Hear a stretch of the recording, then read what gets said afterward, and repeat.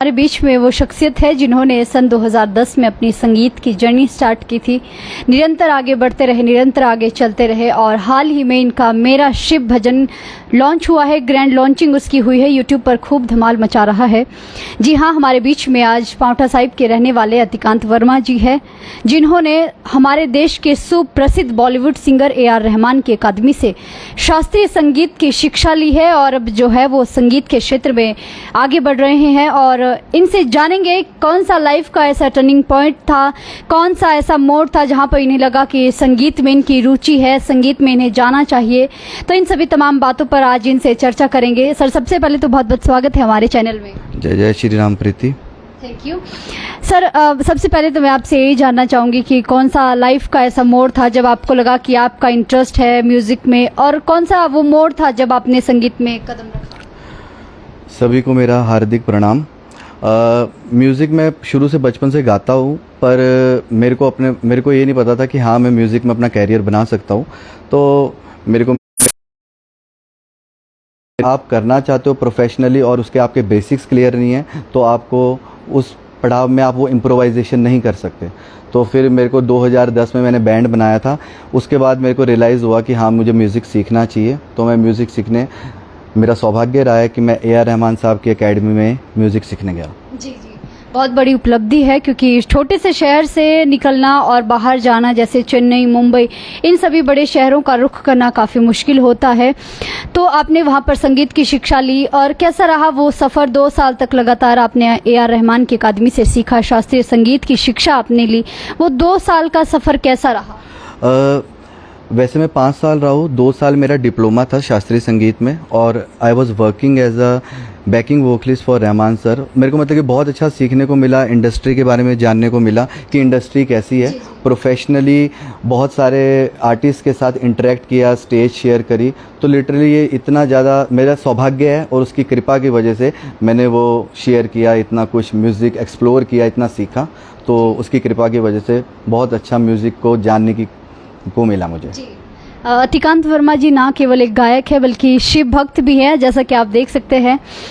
जो पहले ही पता लगता है कि आप शिव भक्त हैं। तो अभी इनका हाल ही में मेरा शिव एक गाना यूट्यूब पर लॉन्च हुआ है। सर, मैं चाहूँगी उसके बारे में भी आप बताएं, लेकिन उससे पहले आप ये बताएं कि एक लंबा ब्रेक आपने अपने कैरियर का लिया।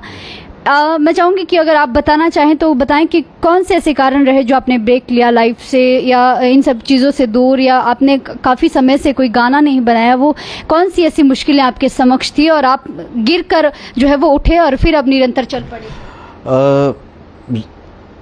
मतलब मैं ज़िंदगी में हर इंसान में कोई ना कोई कमियां होती है और मुझे लगा कि मेरे अंदर भी कुछ कमियां हैं, कुछ मेरे पर्सनल रीज़न थे और जिसकी वजह से मैंने ये देखा कि भाई उन कमियों की वजह से मेरी ग्रोथ नहीं हो पा रही। तो मैंने अपने आप को फोकस किया कि भाई मैं अपनी कमियों को पहले ख़त्म करूं और अपनी हीलिंग करूं, अपनी कमियों को दूर करके तो मैं प्रोफेशनली वर्क करूं, क्योंकि वो कमियाँ ही मेरी ग्रोथ को कहीं ना कहीं रोक रही थी। आपने ये बहुत अच्छी बात बोली है। जो यूथ हमें देख रहा है, जो लोग हमें देख रहे हैं, उनके लिए बहुत गहरी बात है। अगर आप इस बात पर मंथन करेंगे, हम भी स्वयं भी जो है वो इस बात पर मंथन करेंगे कि पहले अपनी कमियों को दूर करें और तभी जो है वो कैरियर में कदम रखें।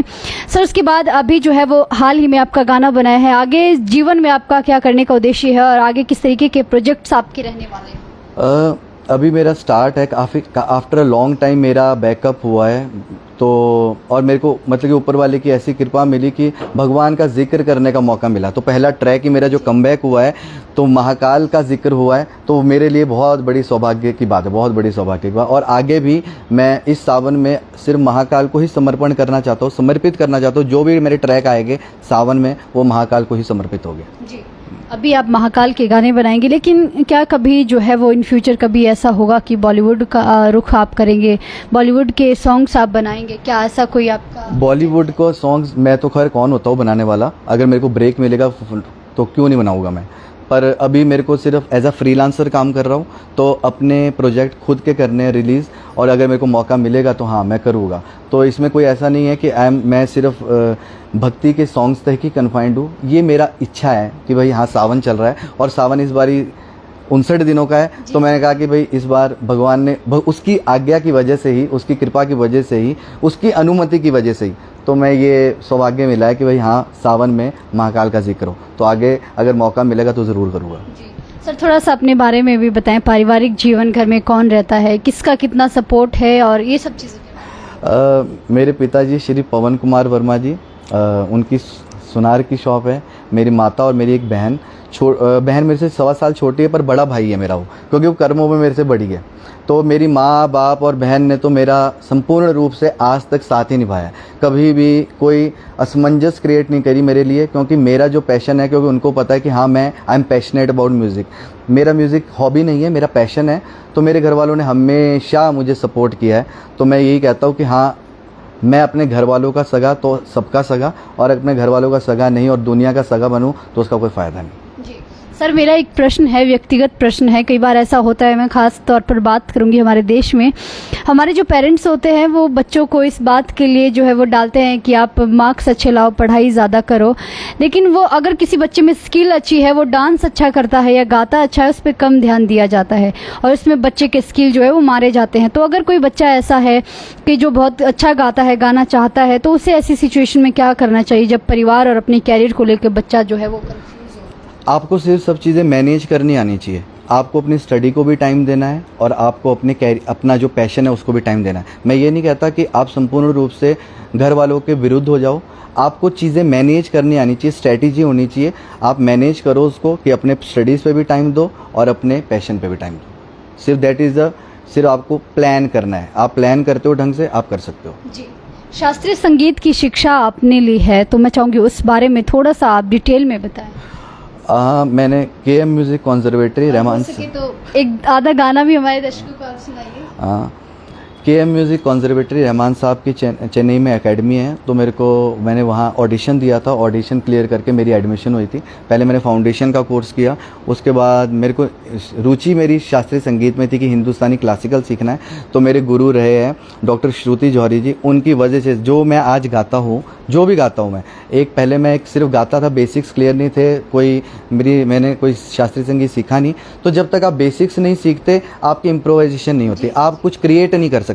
आप सिर्फ म्यूज़िक को सुन सकते हो और वही गा सकते हो, पर जो आपकी क्रिएटिविटी है वो कहीं ना कहीं छुप जाती है जब तक आप बेसिक्स क्लियर नहीं करते। तो मेरी मैडम डॉक्टर श्रुति जौहरी जी की कृपा से मैं जो भी गाता हूँ, उनके लेसन्स, उनका ज्ञान की वजह से मैं आज जो भी हूँ मैं वो गाता हूँ। तो उस पीरियड में मेरे को बहुत मौका भी मिला। मैं as a in qawwali group, in Rahman सस कवाली ग्रुप में दुबई में भी 2 बार परफॉर्म किया है। As a backing vocalist Scotland Glasgow भी गया हूँ। ढाका IPL में as a backing vocalist Rahman sir का लाइव शो था, उसमें परफॉर्म किया है। तो हाँ, बहुत अच्छी और बहुत ही इंटरेस्टिंग जर्नी रही है कि नए नए प्लेटफॉर्म्स, नए नए आर्टिस्ट से मिलना, जर्नी क्या है, कैसे सीखना है, क्या सीखना है, कितना टाइम देना, तो वो सब कुछ जानने का मेरे को मौका मिला। जी। सर कहते हैं कि आर्टिस्ट जो है वो जो मंच पर दिखता है, उसका जो पर्दे के पीछे की जर्नी होती है वो बहुत कम लोगों को पता होती है। और जो शास्त्रीय संगीत जो गाते हैं, जो शिक्षा लेते हैं, उनके लिए जो है वो घंटों घंटों रियाज करना होता है। तो आप उस बारे में बताएं, क्योंकि हम मंच पे जैसा देखते हैं तो हमें उसकी जर्नी पता ही नहीं होती कि कितने घंटे रियाज करके इस मंच तक पहुँचे। पढ़ाई तो एक ऐसी है कि आप पूरे साल नहीं पढ़ते, तो भी आप हफ्ते पहले पढ़ो तो शायद पास हो जाते हो।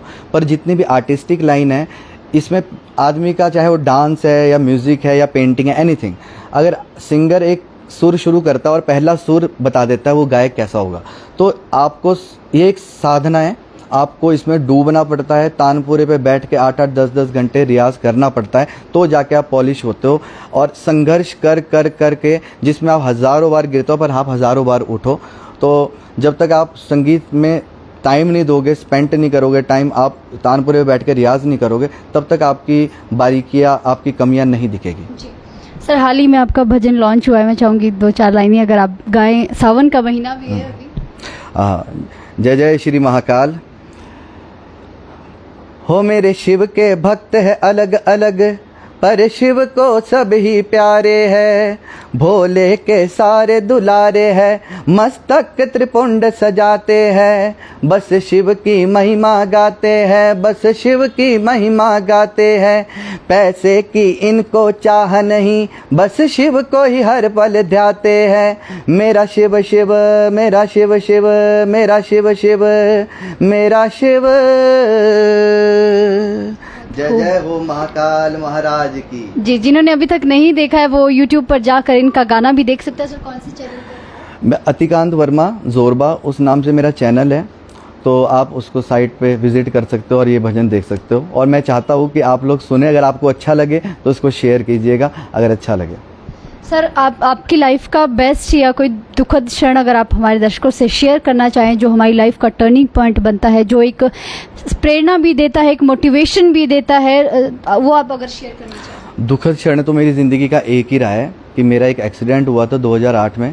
उसमें मैंने अपने बड़े भाई, अपने बड़ा भाई, दोस्त, मित्र, जो समझ लो, मतलब उनको खोया था मैंने उस एक्सीडेंट में। तो वो मेरा ज़िंदगी का दुखद पल रहा है पूरी ज़िंदगी में आज तक। मतलब कि मेरी ज़िंदगी में बहुत कंट्रोवर्सीज आई, बहुत मतलब कि डाउनफॉल्स आए हैं, मेरी अपनी कमियां भी थी।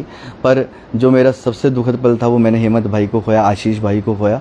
वो मेरे को हमेशा याद रहता है और मैं आज भी उनको याद रखता हूँ जी। और सुखद क्षण आपकी लाइफ का जहाँ पे आपको लगा कि मैंने ये डिसीज़न अच्छा लिया है, जहाँ पे आपकी लाइफ कहीं ना कहीं चेंज हुई हो? सुखद पल तो मेरा ये हुआ कि हाँ, मेरे को भगवान ने चूज़ किया अध्यात्म के मार्ग पे चलने के लिए। तो वो मतलब कि उसकी कृपा पाना, उसकी भक्ति करना, उसकी आराधना करना, मैं इससे महंगी चीज़ कुछ भी नहीं मानता। जब हमने आपसे बात की तो आपने एक बात कही थी कि यदि किसी ने संगीत से जुड़ना है, ख़ास तौर पर शास्त्रीय संगीत से, तो आध्यात्म में बहुत ज़रूरी है जाना। उस बारे में भी आप बताएं। नहीं, हर एक का अपना अपना चॉइस होता है। मेरा तो हीलिंग अध्यात्म से हुआ है, पर मैं फिर भी ये बोलूँगा कि हाँ, अगर आपको म्यूज़िक को पक्का करना है, म्यूज़िक को, सुर को साधना है, तो अपने स्तोत्र गाओ, हनुमान चालीसा पढ़ो। क्योंकि ये चीज़ें ऐसी है, शुरू से देख लो, जब से ब्रह्मांड रचा गया है, जितने भी स्त्रोत, रचनाएं, जितनी भी ऋषि मुनि उच्चारण करते थे, सबके सब संगीत में थे। तो ये एक ऐसी नींव है कि आप जितने अपने हनुमान चालीसा, स्तोत्र, बजरंग बाण, कितने भी उच्चारण हैं, आप जितना ज़्यादा करोगे आपका सुर उतना पक्का होगा, क्योंकि इसमें खुली आवाज़ में गाना पड़ता है। देखिए, बहुत सारी बातें होगी आपके जीवन से जुड़ी हुई। अब कोई ऐसी बात जो आप अपने दिल की बात हमारे दर्शकों से शेयर करना चाहते हैं? हाँ, मेरी कि भाई ज़िंदगी में आप कुछ भी करो, आप बड़े कलाकार बन जाओ, आप बहुत पैसा कमा लो, आप बहुत शोहरत कमा लो, आप सब कुछ कर लो, पर अगर आप एक अच्छे इंसान नहीं बन सकते तो वो ज़िंदगी व्यर्थ है। तो मेरा यही रहेगा कि हाँ, कर्म ऐसा करो कि कर्म से ना कोई बचा ना बच सकता। अच्छा कर्म करो, आपकी ज़िंदगी में भी सकारात्मक सोच रहेगी फिर। बहुत बहुत धन्यवाद सर हमसे जुड़ने के लिए।